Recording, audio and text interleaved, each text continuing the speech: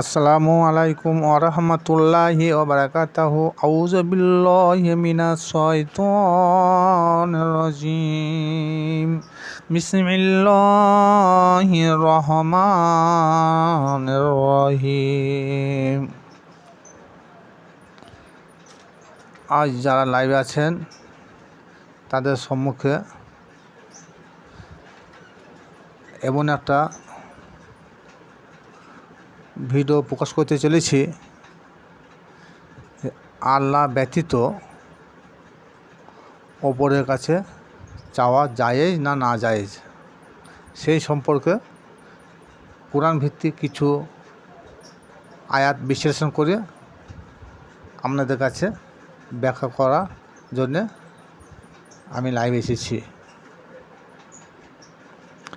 সৃষ্টির স্রষ্টা হলেন আল্লাহ পাক রব্বুল আলামিন। তিনি তিনার কুদরতি ক্ষমতার শেষ নাই, তবুও তিনি ওসিলা ব্যতীত কিছু তৈরি বা সৃষ্টি করেন নাই।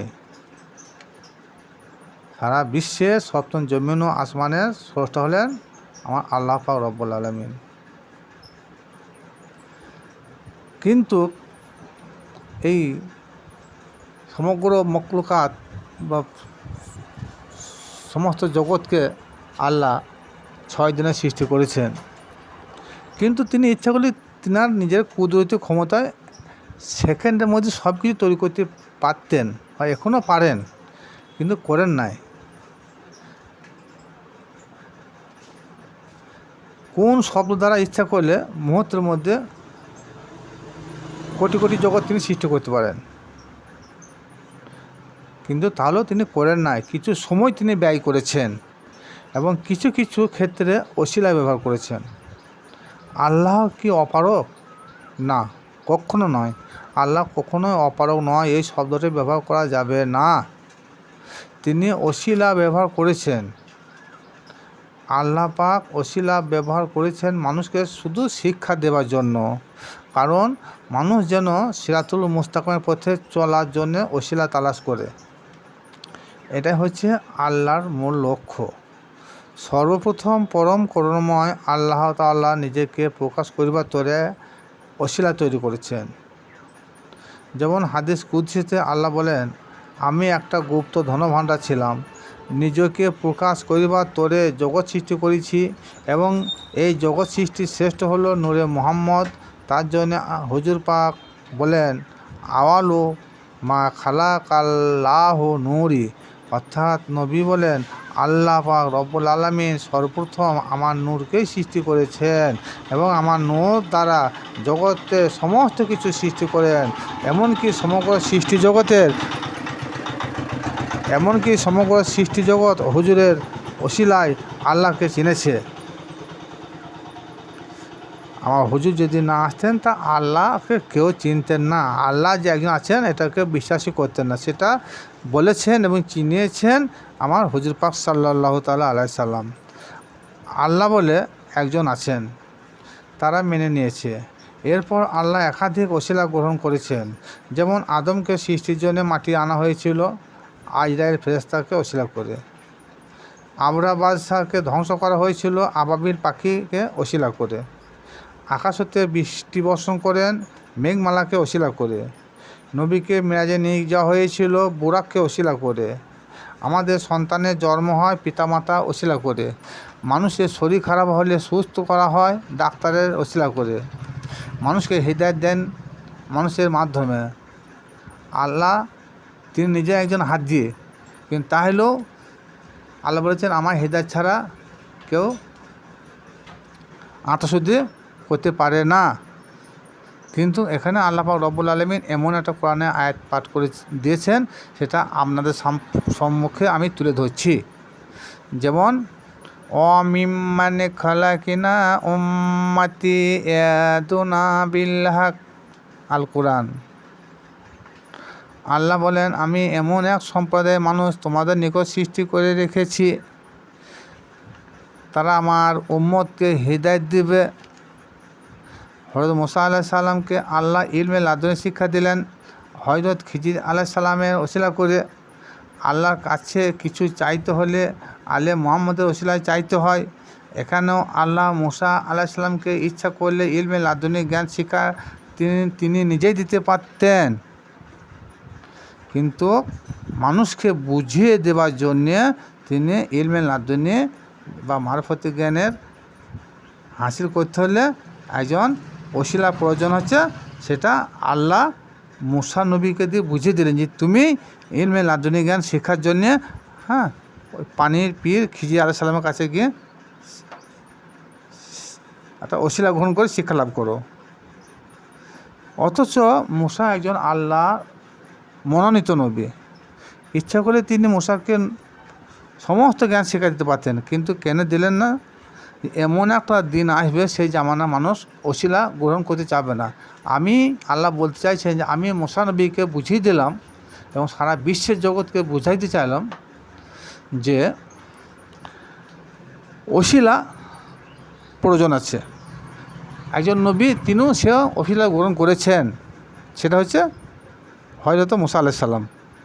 তদ্রুপ তোমরাও ইলমে লাদুনি ও মারফতের জ্ঞান অর্জন করতে চাইলেও ওই রকম একটা ওসিলা তালাশ করো। অতএব আমাদেরকে খাঁটি মুসলমান হতে হলে আল্লাহ পাকের নিগুড় রহস্য ও তিনার নৈকট লাভ করতে হলে একজন কামেল ওলিয়া আল্লাহর নিকট আত্মসমর্পণ করা আমাদের প্রত্যেকের প্রয়োজন। যেমন মুসা নবী হযরত খিজিরের কাছে আত্মসমর্পণ করেছিলেন, সুতরাং ওলিয়া আল্লাহর নিকট চাওয়া পাওয়া জায়েজ। তৎকালীন যুগে গাউস পাকের জামানায় মানুষের চাওয়া পাওয়া ওনার নিকটে গেলেই পূরণ হতো। তিনি সন্তান হারার মাকে সন্তান ফিরিয়ে দিয়েছেন, নিঃসন্তানকে সন্তান দান করেছেন, কন্যা সন্তানকে পুত্র সন্তান করে দেখিয়ে দিয়েছেন, মুর্দাকে জিন্দা করে দেখিয়ে দিয়েছেন, খাজা বাবা 90 লক্ষ বিধর্মীকে হিদায়তের মাধ্যমে মুসলমান করে দেখিয়ে দিয়েছেন। এইসব কর্মগুলো আল্লাহর পক্ষে অসাধ্য কিছুই নয়, তবু তিনি একটা মাধ্যম শক্তি দ্বারা করিয়ে নিয়েছেন। যখনই তিনি যাকে ইচ্ছা কোন শব্দ দ্বারা সৃষ্টি করতে পারেন, কিন্তু তিনি তা করেন না, তিনার মনোনীত বান্দা দ্বারা করিয়ে থাকেন। আমরা সবাই জানি হায়াত মওত রুজি হাদির মালিক হলো আল্লাহ পাক রব্বুল আলামিন। এটা কাহারোর মুখের বাণী নয়, কুরআন দ্বারা প্রমাণিত হলো। এই কথাটার ওপর কেউ গবেষণা করে না। হায়াতের মালিক আল্লাহ বলতে বোঝানো হয়েছে যে সৃষ্টি জগতে যত প্রাণী আছে তাদের থেকে শ্রেষ্ঠ জীব বা প্রাণী হলো মানুষ। একে হায়াত কে দিয়েছেন? উত্তর পরম করুণাময় আল্লাহ পাক রব্বুল আলামিন। এখানে সন্দেহ কিছু কারণ নাই। এখান থেকে বোঝা গেল যে আল্লাহ ব্যতীত কেউ হায়াত দিতে পারবে না। এবার আসুন, বিভিন্ন হাদিস ও কোরআন ভিত্তিক তফসির ভিত্তিক বোঝা গেল যে ওলি আল্লাহর মাধ্যমে হায়াত বৃদ্ধি হয়ে থাকে।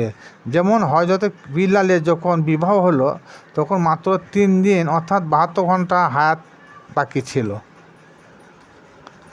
এই 72 ঘন্টার সময় যখন অতিক্রম হয়ে সন্ধ্যা হয়ে গেল, হেনস অবস্থায় একজন ফকির বাবা দরজায় এসে হাজির হলো।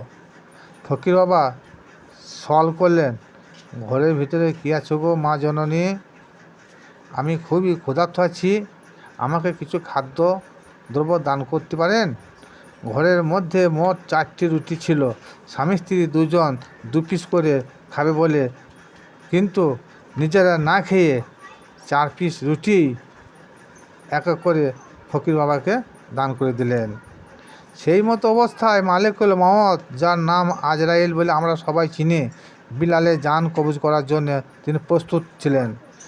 সেই মতো অবস্থায় মালিকুল মওত ফকির বাবাকে বললেন, আপনি আমার রাস্তা ছেড়ে দেন, বিলালের জান কবজ করার সময় হয়ে গেছে। উত্তরে সেদিন ফকির বাবা কি বলেছিল জানেন? হে মালিকুল মওত, আজরাইল ফেরেশতা, তুমি ফিরে যাও, তোমার আল্লাহকে বলো যে ওয়েস নামক একজন ফকির আমাকে বিলালে জান কবজ করতে বাধা দিয়েছে।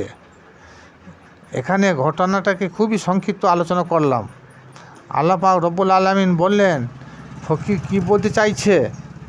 আজরাইলকে বললেন, তোমার আল্লাহকে বলো হযরত বিলালের 70 বছর হায়াত না দিলে আমি এই দরজা থেকে কিয়ামত পর্যন্ত উঠব না। এই কথার পরিপ্রেক্ষিতে আল্লাহ পাক রব্বুল আলামিন বিল্লালের 70 বছর হায়াত প্রদান করেছিলেন। এই হাদিস থেকে বোঝা গেল যে পীর ফকির ওলি আল্লাহ ওসিলায় হায়াত বৃদ্ধি পায়। এবার আসুন, মমতের মালিক আল্লাহ, অর্থাৎ মত আল্লাহ হাতে, অন্য কারো হাতে নয়। সত্যি কি আল্লাহর হাতে দ্বারা, আল্লাহ হাত দ্বারা মানুষের জান কবজ হয়? না, কখনো না। মমতের মালিক আল্লাহ, আজরাইল ফেরেশতা আল্লাহ বান্দার মৃত্যুর সময় নির্ধারিত করেন। মমতের মালিক আল্লাহ, আজরাইল ফেরেশতা আল্লাহ বান্দার মৃত্যুর সময় নির্ধারিত করেন, কিন্তু মৃত্যু ঘটান আজরাইল ফেরেশতা।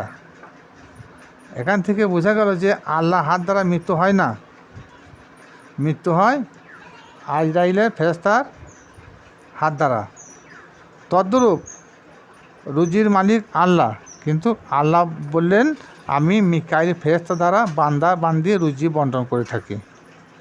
এখান থেকে বোঝা গেল যে আমরা রুজি পাই মিকাইলের হাত থেকে, আল্লাহর হাত থেকে নয়। আল্লাহ বন্টনকারী, বিতরণকারী হলেন মিকাইল ফেরেশতা। তাই আল্লাহ বলেন আনা কাসিমন, অর্থাৎ আমি বিতরণকারী। আল্লাহ বলেন আমি হাদি, অর্থাৎ হেদায়েতকারী। আবার কোরআন পাকে আল্লাহ বলেন সৃষ্টি জগতে আমার এমন এক সম্প্রদায়ের মানুষ আছে তারা আমার উম্মতকে হেদায়েত দান করেন। এই আয়াত থেকে বোঝা গেল যে আমরা মানুষের হাত দ্বারা হেদায়েত পাই। এরা কারা? এরা হলেন ওলি আল্লাহ, পীর মুর্শিদ। এদের কাছে গেলে মানুষ হেদায়েত পায় এবং চাওয়া পাওয়া এদের মাধ্যমে জায়েজ আছে। যারা লাইভে আছেন, যারা দেখেছেন ভিডিওটা, একটু মনের মধ্যে চিন্তা ভাবনা করবেন, গবেষণা করলে বুঝতে পারবেন যে কীভাবে এই ভিডিওটা তৈরি হয়েছে।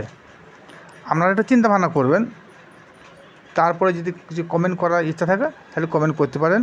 এবং ভিডিওটা দেখার পর যদি কিছু জ্ঞান বৃদ্ধি পান তাহলে বেশি বেশি করে শেয়ার করবেন, লাইকও করবেন। খোদা হাফেজ।